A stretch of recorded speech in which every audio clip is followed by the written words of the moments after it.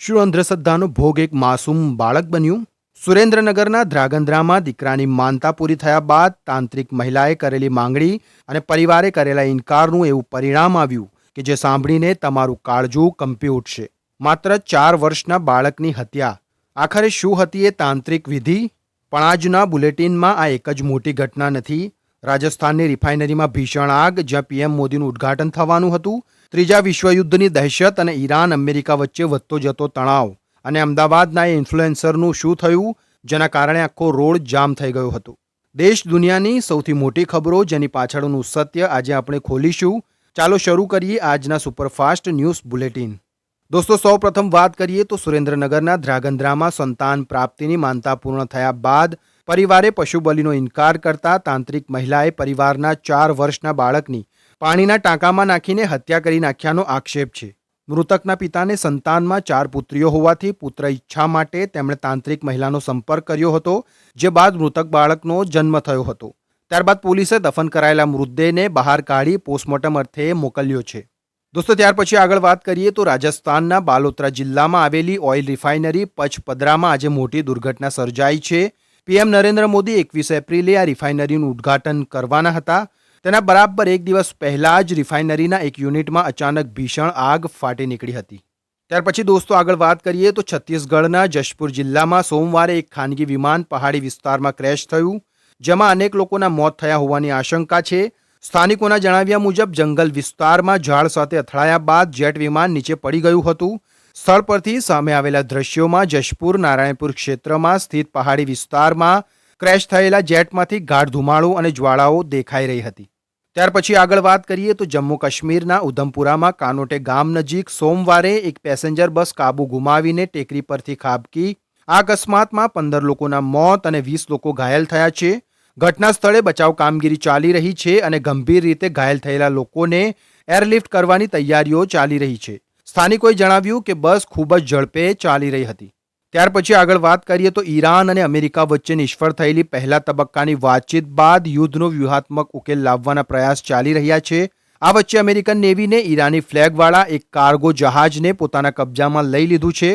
ટ્રમ્પે આ અંગે માહિતી આપતા કહ્યું કે આ જહાજ હોર્મુઝમાં અમેરિકન નાકાબંધીને પાર કરવાનો પ્રયાસ કરી રહ્યું હતું. બીજી તરફ ઈરાને કાર્ગો જહાજને કબજામાં લીધા બાદ અમેરિકન સેના પર ડ્રોન બોટથી પલટવાર કર્યાનો દાવો કર્યો છે. તેની સાથે જ ઇસ્લામાબાદમાં થનારી બીજા તબક્કાની વાટાઘાટાને લઈને પણ અનિશ્ચિતતા બનેલી છે, કારણ કે ઈરાને પાકિસ્તાનને 10 મુદ્દાનો પ્રસ્તાવ સોંપ્યો છે, પરંતુ અમેરિકા સાથે બીજા તબક્કાની વાતચીતનો ઇનકાર કર્યો છે. ત્યાર પછી આગળ વાત કરીએ તો તસ્નીમ ન્યૂઝ એજન્સી અનુસાર ઈરાને દાવો કર્યો કે તેણે ઓમાન સમુદ્રમાં અમેરિકન લશ્કરી જહાજો પર ડ્રોન હુમલા કર્યા હતા. આ ઘટના અમેરિકન દળોએ હોર્મુઝ સ્ટ્રેટ નજીક ઈરાની જહાજ ટોસ્કાને કબજે કર્યાના થોડા કલાકો પછી બની હતી. અહેવાલો દર્શાવે છે કે ઈરાને અમેરિકા સાથે બીજા રાઉન્ડની વાતચીત કરવાનો ઇનકાર કર્યો છે. ત્યાર પછી આગળ વાત કરીએ તો ઈરાનના ઇસ્લામિક રેવોલ્યુશનરી ગાર્ડ કોર્પ્સના વરિષ્ઠ commander brigadier general Mohammad Reza નકદીએ કહ્યું કે જો મધ્ય પૂર્વમાં યુદ્ધ ફરી શરૂ થશે તો તે વૈશ્વિક યુદ્ધમાં ફેરવાઈ શકે છે. તેમણે કહ્યું કે જો યુદ્ધ ફરી શરૂ થશે તો તે આ વખતે વૈશ્વિક સ્વરૂપ લેશે. ઈરાન એવી મિસાઇલોનો ઉપયોગ કરશે જે આ મહિને વિકસાવવામાં આવી છે. ત્યાર પછી આગળ વાત કરીએ તો ઉત્તર કોરિયાએ રવિવારે તેના પૂર્વ કિનારા નજીક સમુદ્ર તરફ અનેક બેલેસ્ટિક મિસાઇલો છોડી હતી. આ વર્ષે આ તેનું 7મું બેલેસ્ટિક મિસાઇલ પરીક્ષણ છે અને એપ્રિલમાં તેનું 4થું છે. આવા પરીક્ષણો યુએન સુરક્ષા પરિષદના ઠરાવોનું ઉલ્લંઘન કરે છે. જોકે ઉત્તર કોરિયા આ પ્રતિબંધોને નકારી કાઢીને તેને આત્મરક્ષાના અધિકારોનું ઉલ્લંઘન ગણાવે છે. ત્યાર પછી આગળ વાત કરીએ તો અમદાવાદમાં રીલ બનાવવા માટે ઇન્ફ્લુએન્સર પાર્થ પરમાર અને તેની ટીમ દ્વારા રસ્તો રોકીને ટ્રાફિક જામ કરવામાં આવ્યો હોવાનો વિડીયો વાયરલ થયો છે. પ્રોફેશનલ વિડીયો શૂટ કરવા માટે રસ્તા પર થાર ગાડી ઊભી રાખીને રસ્તો બ્લોક કરવામાં આવ્યો હતો. વિડીયોમાં જાહેરમાં મારામારીનું નાટક પણ કરવામાં આવ્યું હતું. હાલ આ મામલે પોલીસ ફરિયાદ દાખલ કરવામાં આવી છે. ત્યાર પછી આગળ વાત કરીએ તો મત નહીં આપો તો મતદાર યાદીમાં નામ રદ થશે. આ અફવાના કારણે બંગાળના લાખો શ્રમિકોની ઘર વાપસી આ સ્થિતિનું મુખ્ય કારણ હોવાનું મનાય છે. સોશિયલ મીડિયા, વોટ્સએપ અને વતનમાં રહેતા સગા સંબંધીઓ દ્વારા ફેલાવવામાં આવેલા મેસેજમાં એવો દાવો કરાઈ રહ્યો છે કે જો આ વખતે મતદાન નહીં કરવામાં આવે તો મતદાર યાદીમાંથી નામ કાઢી નાખવામાં આવશે. લોકોમાં એવો ડર છે કે જો નામ કમી થશે તો ભવિષ્યમાં રેશન કાર્ડ કે બેંક એકાઉન્ટ ખોલાવવામાં અને સરકારી દસ્તાવેજો બનાવવામાં મોટી મુશ્કેલી પડશે. મુંબઈ જેવા શહેરોમાં તો લોકો જનરલ ડબ્બામાં જગ્યા મેળવવા માટે બપોરથી જ લાઈનો લગાવી રહ્યા છે. ત્યાર પછી આગળ વાત કરીએ તો તમિલનાડુ વિધાનસભા ચૂંટણીના જંગમાં પ્રથમવાર ઝંપલાવી રહેલા અભિનેતા થલાપતિ વિજયને લઈને મોટા સમાચાર સામે આવ્યા છે. વિજય દ્વારા રજૂ કરાયેલા ચૂંટણી સોગંદનામામાં 100 કરોડ રૂપિયાથી વધુની વિસંગતતા જોવા મળતા મદ્રાસ હાઈકોર્ટે આવકવેરા વિભાગ પાસે જવાબ માંગ્યો છે. ત્યાર પછી આગળ વાત કરીએ તો નેશનલ ટેસ્ટિંગ એજન્સીએ જોઈન્ટ એન્ટ્રન્સ એક્ઝામિનેશન જી મેઇન 2026ના પરિણામો જાહેર કર્યા છે. એનટીએ જણાવ્યું હતું કે સત્ર 1ના 12 અને સત્ર 2ના 14 સહિત 26 જેટલા વિદ્યાર્થીઓએ 100% મેળવ્યા છે. તેલંગાણા અને આંધ્રપ્રદેશના 5 વિદ્યાર્થીઓએ ટોપ 26માં સ્થાન મેળવ્યું છે.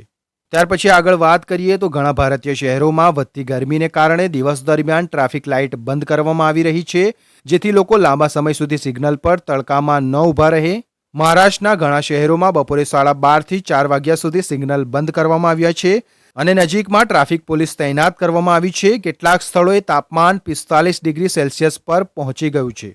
ત્યાર પછી આગળ વાત કરીએ તો ગુજરાતમાં કાળઝાળ ગરમીની વચ્ચે હવે વાતાવરણમાં પલટો આવવાની શક્યતા છે. હવામાન વિભાગની આગાહી અનુસાર દક્ષિણ પશ્ચિમ રાજસ્થાન ઉપર સર્જાયેલી અપર એર સાયક્લોનિક સિસ્ટમને કારણે રાજ્યના કેટલાક ભાગોમાં વરસાદી માહોલ જોવા મળી શકે છે. જોકે વરસાદી આગાહી છતાં ગરમીના પ્રકોપમાંથી મુક્તિ મળવાની આશા નહીવત છે. ત્યાર પછી આગળ વાત કરીએ તો ગુજરાતમાં અશોકભાઈ પટેલની આગાહી 18 થી 22 એપ્રિલ દરમિયાન રાજ્યમાં તાપમાન 39 થી 41 ડિગ્રી વચ્ચે રહેવાની શક્યતા છે. આ સમયગાળો મોટાભાગે નોર્મલ અથવા નોર્મલથી થોડું વધુ તાપમાન દર્શાવે છે. ત્યાર પછી આગળ વાત કરીએ તો યુપીના પીલીભીતમાં ₹7 કરોડની છેતરપિંડી, એક જીએસટી કૌભાંડનો પર્દાફાશ થયો છે. 13 શેલ કંપનીઓ દ્વારા નકલી બિલ બનાવવામાં આવ્યા હતા. લોન મેળવવાના બહાને વેપારીઓ પાસેથી જીએસટી વિગતો મેળવવામાં આવી હતી. વધુમાં આગળ પોલીસ આ મામલે તપાસ કરી રહી છે. ત્યાર પછી આગળ વાત કરીએ તો શિવસેનાના સાંસદ સંજય રાઉતે ફરી એકવાર પોતાના નિવેદનોથી રાજકીય ગરમાવો લાવી દીધો છે. સુરત રેલવે સ્ટેશન પર પરપ્રાંતીય શ્રમજીવીની ભારે ભીડ અને પલાયનની સ્થિતિ મુદ્દે બોલતા રાઉતે ગુજરાતના મુખ્યમંત્રી પર કટાક્ષ કર્યો હતો. તેમણે કહ્યું કે ગુજરાતમાં આજે પણ સત્તાનું કેન્દ્ર નરેન્દ્ર મોદી અને અમિત શાહ છે. ત્યાર પછી આગળ વાત કરીએ તો રાજ્યમાં સ્થાનિક સ્વરાજ્યની ચૂંટણીઓનો ગરમાવો ચરમસીમાએ છે. ત્યારે એક બેઠક પર ચૂંટણી મોકૂફ રાખવામાં આવી છે. સાબરકાંઠા જિલ્લાના વિજયનગર તાલુકા પંચાયતની ચિતરિયા બેઠક પરથી ભાજપના મહિલા ઉમેદવાર લીલાબહેન લક્ષ્મણભાઈ નીનામાનું ગત દિવસોમાં ટૂંકી બીમારી બાદ નિધન થયું હતું. આ દુઃખદ ઘટનાને પગલે ચૂંટણી પંચ દ્વારા આ બેઠકની ચૂંટણી હાલ પૂરતી મોકૂફ રાખવાનો નિર્ણય લેવામાં આવ્યો છે. ત્યાર પછી આગળ વાત કરીએ તો આ વર્ષની શરૂઆતમાં રાષ્ટ્રપતિ ડોનાલ્ડ ટ્રમ્પ દ્વારા લાદવામાં આવેલા ટેરિફને સુપ્રીમ કોર્ટે રદ કર્યા પછી યુએસ સરકાર લાંબા સમયથી રાહ જોવાતી ટેરિફ રિફંડ પ્રક્રિયા શરૂ કરવા માટે તૈયાર છે. કંપનીઓ ઓનલાઈન પોર્ટલ દ્વારા દાવાઓ દાખલ કરી શકે છે. રિફંડમાં 60 થી 90 દિવસનો સમય લાગી શકે છે. તો દોસ્તો, હાલ પૂરતા આપણા આ વિડીયોને આપણે અહીં પૂરો કરીએ છીએ. મળશું એક નવી માહિતી અને એક નવા વિડીયો સાથે.